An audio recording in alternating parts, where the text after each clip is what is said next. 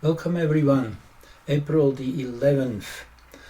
We're heading into a super important and powerful weekend. Actually, it's an initiation, I almost would call it. It is coming to that place of integration and celebration, letting go of what the outcomes might be and just learning to ride the wave. That is what we are almost graduating in, I would say, collectively over these next few days. It will be the Libra full moon, which is kind of the energy which brings all that celestial frequencies down to Earth. In a way, it's the main connector. However, it funnels in whatever is happening within those whatever 48 hours around the full moon. And the really big event to say and is heliocentric. That means with the sun at the center of the geometry. Jupiter is exactly on the other side of the galactic center here at 27 degrees and 11 minutes in Sagittarius. So this is a most important recharge phase for the Sun and for Jupiter, both aligning with the central Sun, with the higher dimensional creator force, so to say, the one which is really the galactic plane, and Jupiter being the biggest planet, literally the light bringer into this world, if you want, aside from the Sun naturally. It's kind of the second in line, if you want, of the first and the second in line, and the original kind of source where everything we observe in the night sky is revolving around. All the stars we see in our night sky are part of the Milky Way, which is the name of this galaxy we inhabit naturally, and 27 degrees in Sag is the hub of where all this reality revolves around, you could say. So this is a super big moment which happens only once every 12 years, and naturally in 6 years or so, which is half the Jupiter cycle, Jupiter will be conjunct the galactic center. The opposition is even more interesting as it is through the Sun, the solar body of consciousness. On this plane, we are all part of that solar consciousness.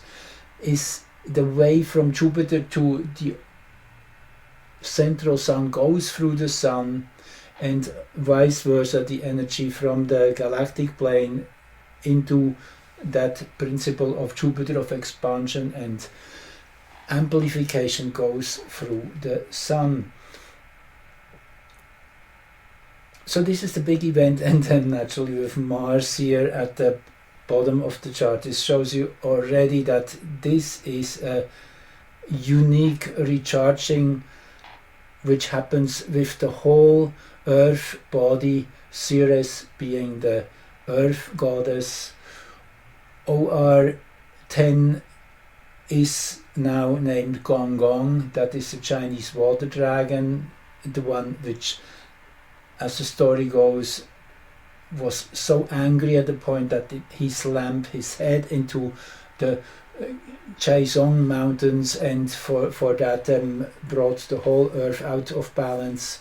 Actually, one of the support legs broke, the rivers were running in the other direction. So this is has also quite a seismic component. Actually, Ceres very often is part of volcanic or seismic activity in general. It is when the Earth goddess is in that phase of uproar, of emotional upset, you could say, which is part of the Demetra story. I guess Demetra is the same character. I guess you know that in the Greek mythology it's called Demetra, in the Roman it's Ceres, but it's the same character. Her daughter Persephone was abducted by Hades, the lord of the underworld, and naturally this caused deep grief, and that in that deep grief there is all this pain, which sometimes Ceres makes us partake in. So this is quite a loaded opposition, particularly with Gong Gong here at the head of the chart.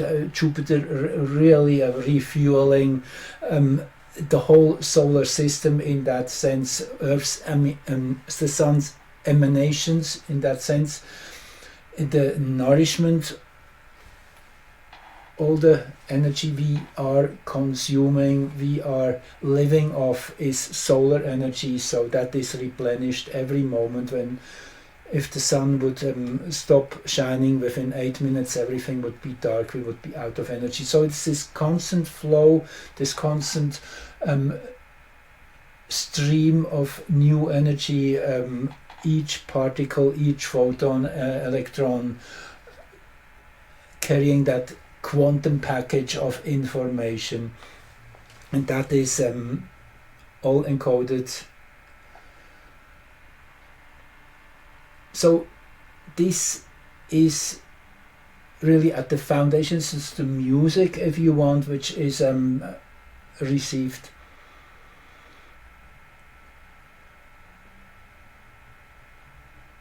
So let's look at the other alignments which make this weekend so special. So I just give you the lineup here quickly first. On the 10th of April, actually already yesterday, I really wanted to share this as a little intro. When we look at the hexagrams, the 64 hexagrams, this area of the zodiac we're in right now with the Sun and Chiron is hexagram 42, which is increase, which is about celebration. It is that peak point in the Aries energy of really shining brightly, experiencing the drama of life on all its levels in its most intense forms. There's a real great recording I just listened to by Richard Rath. I will post a link underneath in the description, as I say, of those 7 days. So this is the moment when this hexagram was initiated, and when the sun started expressing through it, and you see it's exactly 3 days later that we have the same geometry. So you can say this base energy will be super important, so to understand in its nature. It's a great celebration, and actually this also is visible in the Mayan calendar, particularly Sunday being the yellow resonant sun. I quickly want to show you this. I mean, you have to download the little app which allows you to find the correlation with the Gregorian calendar we are living by. So Sunday the 13th of April is 7 Ahau. The yellow resonant solar lord. The number 7 always is very special. It is a day of connecting with a higher dimension. Think of the central sun, the galactic plane. It's the top of the pyramid of time. 6 days we are climbing up. The 7th is the plateau. Then we're going down again for 6 days. It's got those pyramids of time. It's the wave of Ish we're in. Ish, the shaman, that first day 1-ish was the 7th of April. That was the day. I mean, so much has happened just these last 7 days. That was last Monday when Mercury turned direct. And yeah, oh wow, were the last 2 weeks since the solar eclipse, how were they ever loaded with events and happenings on all levels, and it's almost an overload. I mean, I said it before, I think mechanical time still moves at the same pace.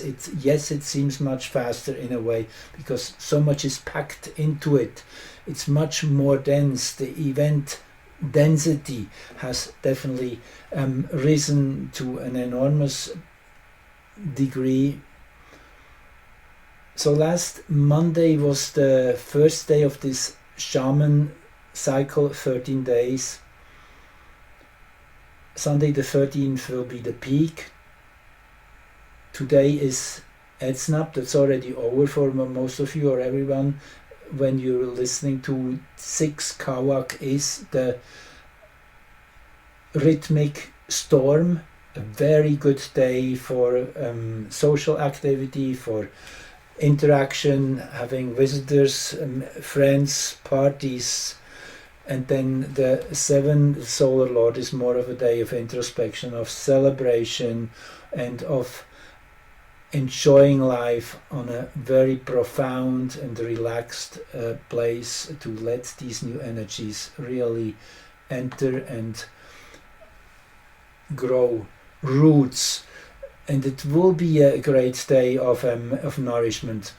So not just is that the day prior, on the 12th, that is tomorrow now, that is really the initiation of where it's going, the Sun-Chiron conjunction once every year here at 22:59. Now, Chiron is the wounded healer, as you certainly know.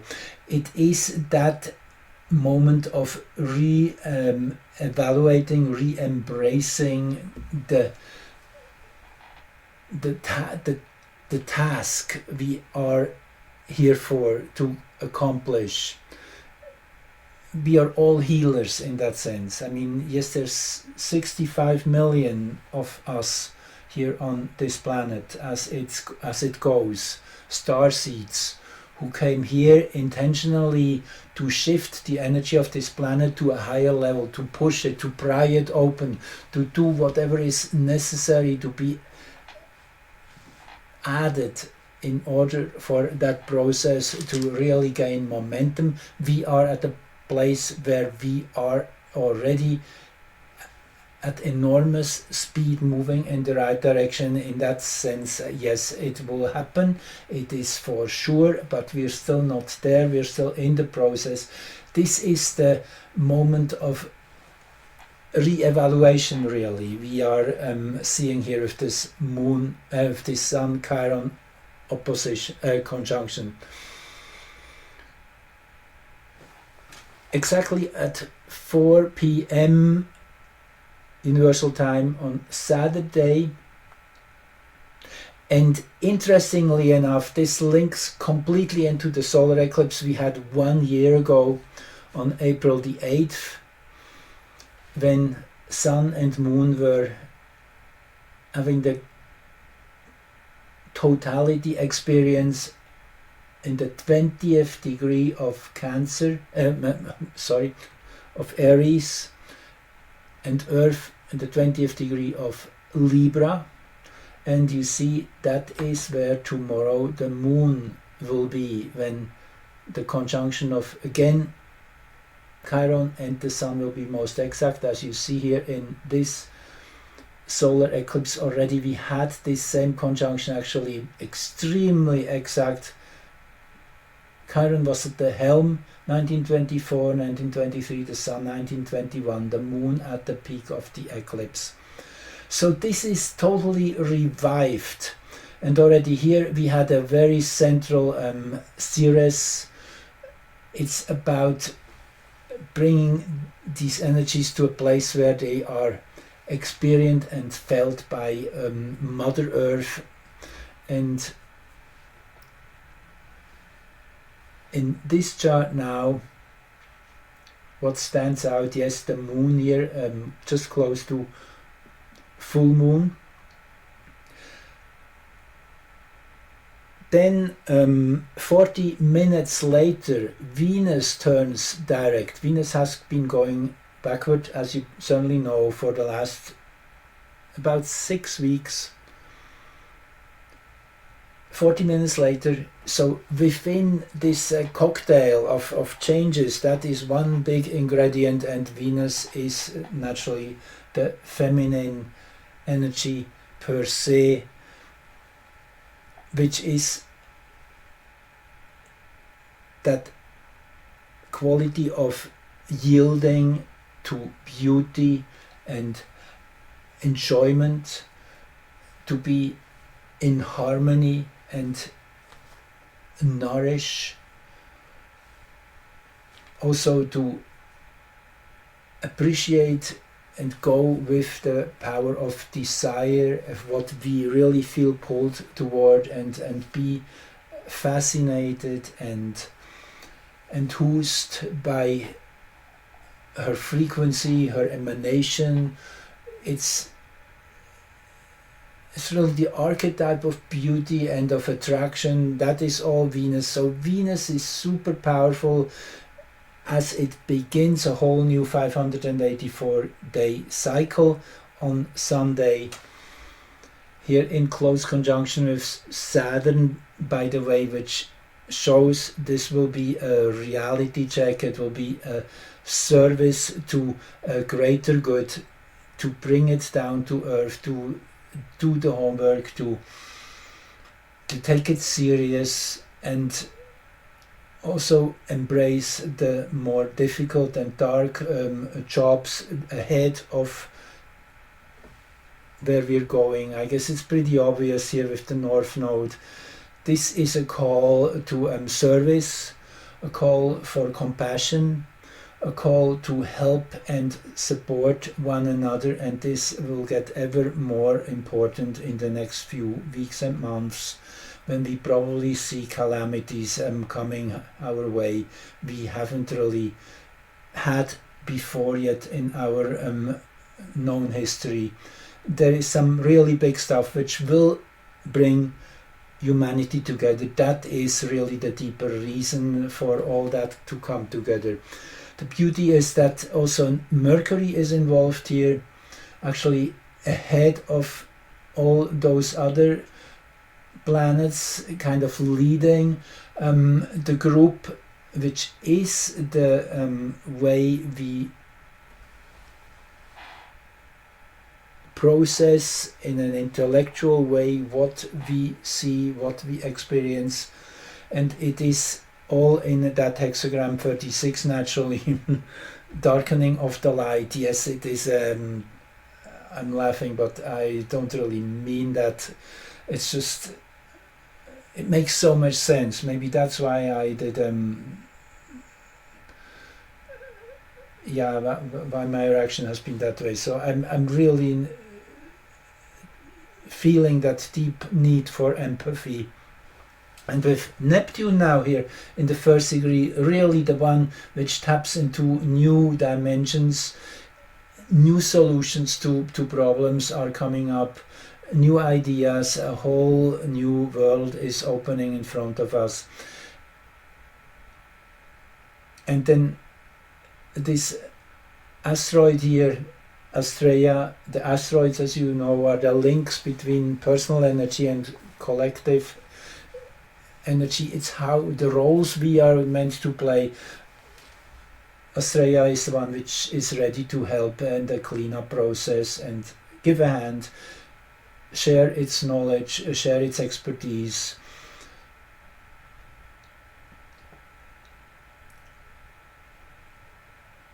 So you see,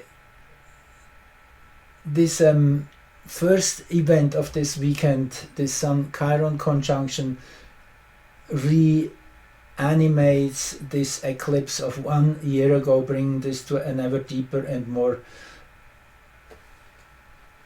fundamental experience. then the Libra new moon, yes, that is then 0:22 a.m.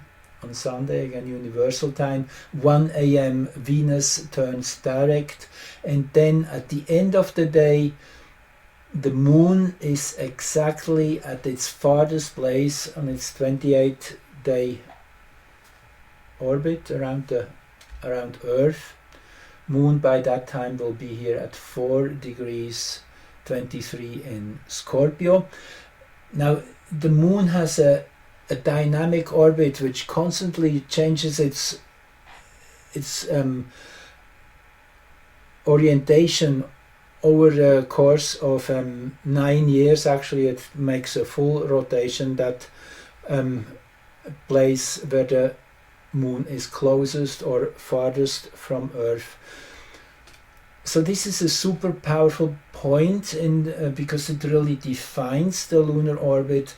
The axis around which this point in space wobbles is what we call the black moon, which is the mean lunar apogee, the center axis around which the whole motion occurs.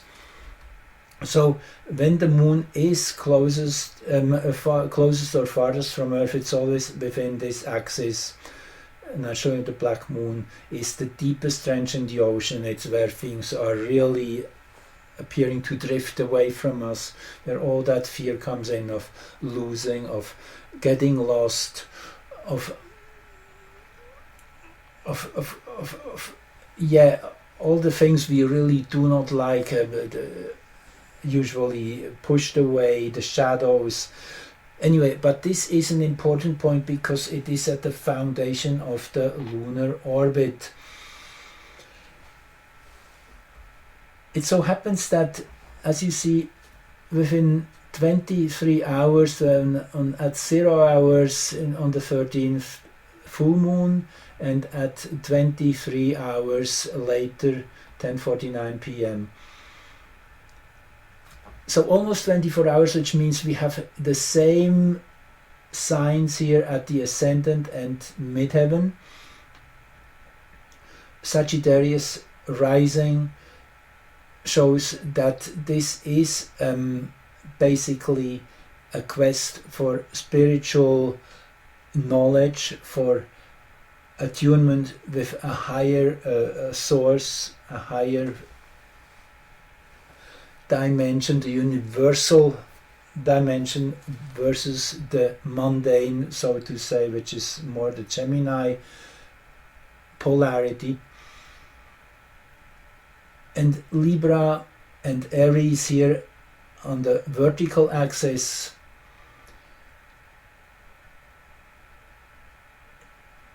This is really fueled by that newness which we feel coming in, which is totally in line with the change of seasons, nature really coming into its power once again, the grass getting green, the leaves popping out. It is an extremely rich experience to be in tune with nature, and that naturally is giving us the energy, the resources to make things more beautiful and more harmonic. This is at the helm here of this chart. This is true for the full moon as well as for this chart. Now, I looked at this chart also from the heliocentric perspective again, and what turns out is Mercury here exactly at the ascendant, again with Australia.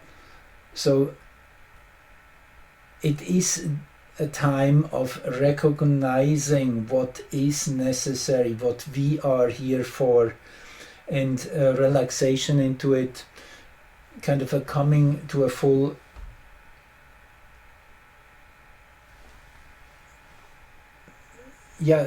something is falling in place. As I say, it's an initiation on a very deep level which is occurring. and you come to just know what important tasks there are. You go with the flow, you give life the lead, and allow to just answer the necessities that are popping up in front of us. With this beautiful T-square of Mars and Ceres again, Gong Gong here, that same energy here in that T-square with Mercury and Astrea. Yes, it is a call to action. Interesting is, if we just go 1 month back, the last time the moon was at its apogee was on March the 17th, and then that 7th degree Sagittarius was here at the root of the chart, and here you see, here it comes to the ascendant, so there's a connection there. That 7th degree I found that was quite interesting. Now I have to look it up again. I have not made notes, but I have it right here. It is Cupid knocks at the door of a human heart. A stirring up of individual longings for romantic love. So I guess it is something deeply individual to be experienced on everyone in their own way, that we fall in love with life in a way again. That we, regardless of the situation, of the outcome of what we are presently experiencing, celebration is a central point now, and through that celebration there's a whole new take on life again. It's giving up expectations. It's a subjective event which tends to bring the lover to a crisis of emotional chaos.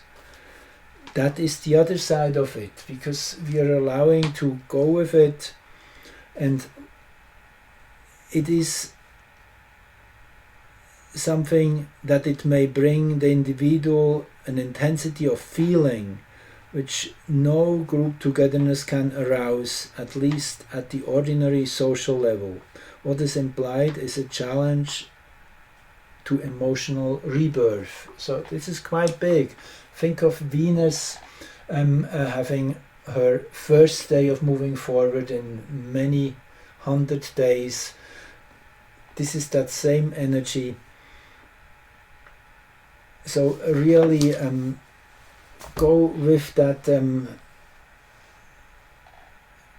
going out on Saturday, meeting the world full on, and then taking that into a relaxed place and celebrate in a more sacred setting on Sunday. I think that will be just perfect. One little detail here is that, as I said before, the place where the moon is closest to Earth, or farthest here in this chart of the apogee, always shifts a little bit every month. However, it so happens that these two, the one coming on Sunday at 4:23 and the one of March 17 was at 4:29. That is rare, that this same degree, or not even a degree, it's only 6 minutes of arc, they are separate from each other, these two anchor points. So the 5th degree of Scorpio will be important. Let's read it. I haven't read it yet in the Sabian symbols. I'm now curious myself. It reads: a massive rocky shore resists the pounding of the sea. inner stability. I guess that is a good thing to have. A rock bottom. The inertia of all institutionalized procedures. Something that doesn't change, something that gives you a solid foundation in a way. Anyway, I found it interesting that the black moon is now, as you see, that point, that center point of that axis around which the moon kind of wavers, the moon's orbit, I should say. On March 17, it was here in the 29th degree of Libra, and now it is in the 2nd degree of Scorpio. And if we just look, when will it arrive in the 5th degree? That will kind of expectedly to be a culmination of this build-up toward a certain point, and that will actually be around May full moon, Scorpio full moon on the 12th of May. And this is a super powerful chart again, yet in a whole different way. This is the geocentric, see, 23 degrees. Scorpio is the full moon. Pluto is exactly at the bottom of the chart. Chiron, Aries, perfectly at the 7th house cusp. This is when the clash really is starting to be heard, when it gets super dynamic, I would say. Anyway, I just wanted to tease you a little bit of this coming energy, and for now we just enjoy ourselves, celebrate, really feel that things come to a full circle in some way, that you're starting to really know what matters and what is to be aimed for, I would say. Without expectations, just enjoying one moment at the time. Thank you so much for being here. Give it a like, subscribe. See you soon.